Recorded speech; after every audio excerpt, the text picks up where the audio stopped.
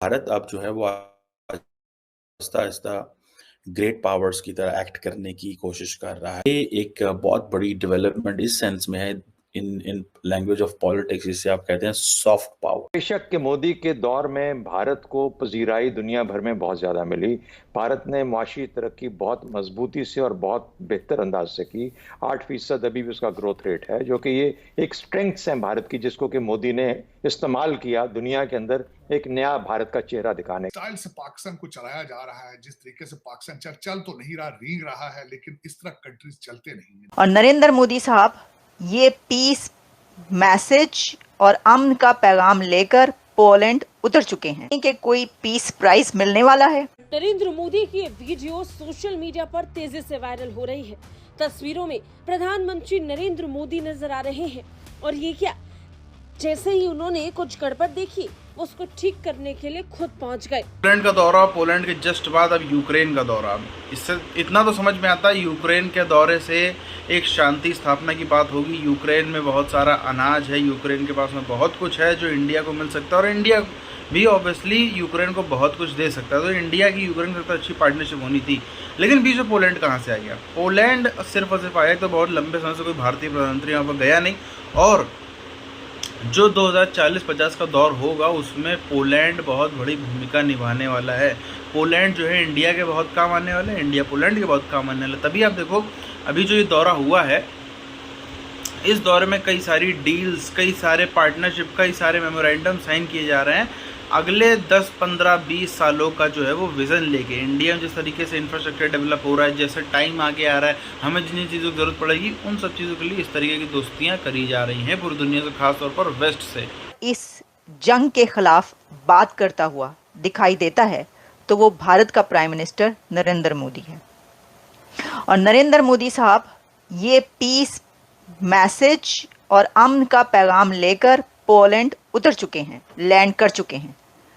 और Poland Warsaw में उन्होंने वहाँ पर ऐसी यादगारें, मेमोरियल्स, राजा साहब का जो है महाराजा, वो भी आपको अभी बताते हैं, बहुत पुराना कनेक्शन। तो वाकई में प्रैक्टिकली ये कैंपेन एक स्टार्ट की जो की है जंग के खिलाफ। जैसे कि वो इससे पहले रशिया गए और रशिया में भी मोदी साहब ने प्रेसिडेंट पुतिन जो थे उनके सामने क्या कहा, उन्होंने कहा कि ये जंग, बच्चे जब मरते हैं तो वो फिर अच्छा नहीं लगता, दुख होता है। अच्छा, उससे पहले वो 1-2 साल पहले जब ये जंग शुरू हुई थी यूक्रेन और रशिया के बीच, वो ये कह चुके थे। मोदी तीसरे उसका जो टेन्योर है इसके अंदर भी हिंदुत्व को लेकर उसी तरीके से चलेगा, या ये कि ये जो उसके कोलिशन पार्टनर्स हैं वो हिंदुत्व की तहरीक को कम कर देंगे। मुझे नहीं लगता कि हिंदुत्व की तहरीक को कम किया जाएगा, क्योंकि ये कल्चरल इशू है कि उसमें किसी भी शोबे में चले जाएं, यहाँ पे 4G भी ठीक से नहीं चलता, वहाँ पे 6G की बातें हो रही हैं। अंदाजा लगाने की कोशिश करते कि भारत कहाँ जा रहा है। उसमें मोदी साहब ने डायरेक्ट इस चीज को कहा था कि हमें लॉ एंड ऑर्डर को इंप्रूव करना होगा ताकि फॉरेन इन्वेस्टमेंट आ सके, सिंपल वर्ड्स के अंदर।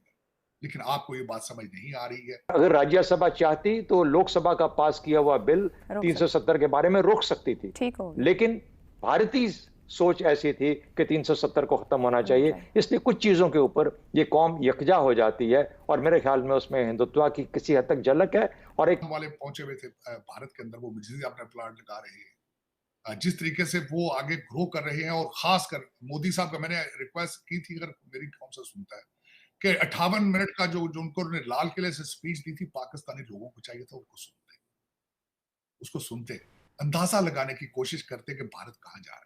उसमें मोदी साहब ने डायरेक्ट इस चीज को कहा था कि हमें लॉ एंड ऑर्डर को इंप्रूव करना होगा ताकि फॉरेन इन्वेस्टमेंट आ सके, सिंपल वर्ड्स के अंदर। पोलैंड, और पोलैंड से आ रहे हैं यूक्रेन, मतलब हम उन मुल्कों में से हैं। और इंडिया ने बड़ा प्राउडली बात की, और हमने इंडिया की तारीफ भी की इस बात पे कि उन्होंने देखें सांस लिया है इस वक्त कि भाई मॉस्को के साथ, मॉस्को ने उनका बड़े बुरे वक्तों में साथ दिया हुआ है, उनका बड़ा पुराना अलाई है मॉस्को, ठीक है।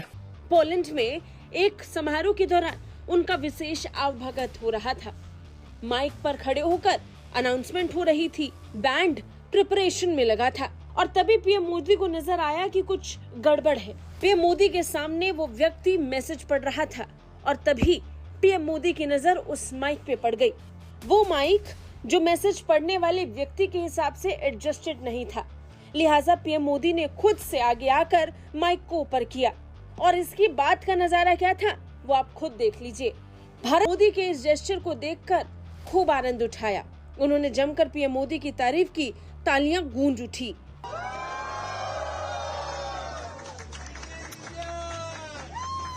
पीएम मोदी की यात्रा पिछले 45 साल में किसी भी भारतीय प्रधानमंत्री की पहली पोलैंड यात्रा थी, लिहाजा ये भारत के लिहाज से और कूटनीतिक पक्ष से बहुत महत्वपूर्ण थी। यूरोप में पोलैंड 8वां सबसे बड़ा देश है और अब तक पिछले 45 सालों में किसी भी भारत के प्रधानमंत्री ने पोलैंड का दौरा नहीं किया था।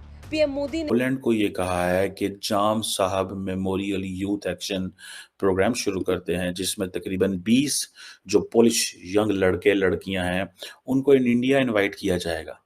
इस तरह जो पोलैंड के लोग हैं they will come to know by India के बारे में, अबाउट इंडिया वो जानने की बारे में पता चलेगा।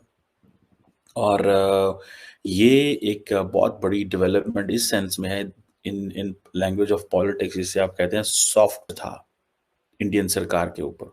और मेरा ख्याल है ये जो ट्रिप है वो बेसिकली इस प्रेशर को रिलीज करने के लिए है, लेकिन उन्होंने यूक्रेन के साथ पोलैंड को भी ऐड किया। लेकिन ठीक है जी, जिसे कहते हैं ना, एक नरेंद्र मोदी और डॉक्टर जयशंकर की जो केमिस्ट्री है ये बड़ी इंपॉर्टेंट केमिस्ट्री है। सो वो कहते हैं जी हम तो दूसरे ममालिक की हेल्प करते हैं, हम तो बुद्धिस्ट जो ट्रेडिशन है उसको फॉलो करते हैं, हम तो अमन की बात करते हैं, जंग की बात नहीं करते। जो पिछले 45 सालों में नहीं हुआ वो अब हकीकत में तब्दील हो गया। ऐसा पहली बार हुआ है जब किसी भारतीय प्रधानमंत्री के कदम पोलैंड की धरती पर पड़े हों। प्रधानमंत्री नरेंद्र मोदी 2 दिन के पोलैंड दौरे पर पहुंच चुके हैं। आज प्रधानमंत्री के इस दौरे का दूसरा दिन है, लेकिन जब प्रधानमंत्री मोदी पोलैंड पहुंचे तो उनका जोरदार स्वागत किया गया। एयरपोर्ट पर उन्हें गार्ड ऑफ ऑनर दिया गया। तस्वीरें आपको कुछ दिखाते हैं जहां पोलैंड में प्रधानमंत्री मोदी को गार्ड ऑफ ऑनर दिया गया है। एयरपोर्ट से पीएम का काफिला जब होटल पहुंचा तो वहां पर भी उनका शानदार स्वागत हुआ। पीएम मोदी ने बच्चों से हाथ मिलाया और उनसे बातचीत की। हर जगह मोदी ही मोदी नजर आए। भारतीयों के बीच जब प्रधानमंत्री नरेंद्र मोदी पहुंचे तो लोगों का जोश देखने लायक था। पीएम मोदी वॉर्सो में मोंटे कैसिनो स्मारक और कोल्हापुर परिवार के स्मारक पर पहुंचे और श्रद्धांजलि दी। मोंटे कैसिनो स्मारक दूसरे विश्व युद्ध के दौरान बनाया गया था। तो 4-4.5 दशकों के बाद भारत के किसी प्रधानमंत्री ने पोलैंड का दौरा किया है। इस खबर से ही पूरा जो एक भारतीय समुदाय है, जो एनआरआईज वहाँ पर रहते हैं, उनके बीच में खुशी की लहर दौड़ गई थी। और अक्सर हम देखते भी हैं कहीं भी, अगर आपको याद हो 2016-17 का जो दौर था, 15, 16, 17, 18 का, तब जब मोदी जी के दौरे उन देशों में होते थे जहाँ पे पहले कई टाइम से नहीं हुए हैं, वहाँ पे कैसे लोग एकदम खुश होकर निकलते थे। अब तो खैर उन जगहों में जैसे कई सारे यूरोपियन देश है जहाँ पे 7-8 दौरे हो चुके हैं 2014 से, अब तो वहाँ पे आदत पड़ गई है, लेकिन अभी भी निकलते हैं। मगर तब एक खास हमको एक्साइटमेंट देखने को मिलती थी। आज कई सालों के बाद वैसी एक्साइटमेंट मुझे देखने को मिली है पोलैंड के अंदर। अब ऑब्वियस सी बात है, ये कोई वहाँ पे चाय पानी पीने का दौरा नहीं है, ये कोई पाकिस्तानियों के तरीके वाला तो है नहीं कि लाओ जी भीख दे दो, मांगने नहीं आया हूँ। इंडिया पोलैंड के साथ में कर रहा है पार्टनरशिप्स। इंडिया पोलैंड के साथ में जो है, आप देखो सिर्फ पोलैंड की बात नहीं है, पूरे के पूरे यूरोप के संग, पूरे के पूरे वेस्ट के संग एक तालमेल बना लिया है भारत ने। भारत आप देखो रूस के साथ भी है, और भारत जो ये सारे के सारे नाटो देश हैं, इन दोनों का ही अच्छा दोस्त बनता जा रहा है। इसके